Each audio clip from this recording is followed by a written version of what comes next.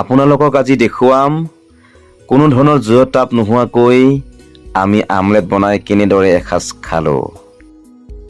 থালখন কোনো ধৰণৰ জুইৰ ওপৰত বা কোনো ধৰণৰ গেছৰ ওপৰত আমি বহুৱাই দিয়া নাই। আমি বহুৱাই দিছোঁ এডোখৰ সাধাৰণ জেগাত যিডোখৰত জুই তাপ একোৱেই নাই।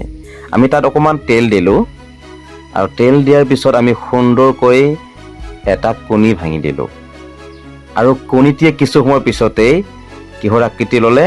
আমলেটৰ। এয়া চাওক আপোনালোকৰ সন্মুখত হবহু এটা সুন্দৰ আমলেট। হয়তো আপোনালোকৰো জিভাৰ পানী পৰিছে চাগে, পৰিব দিয়কচোন, হয়নে নহয়?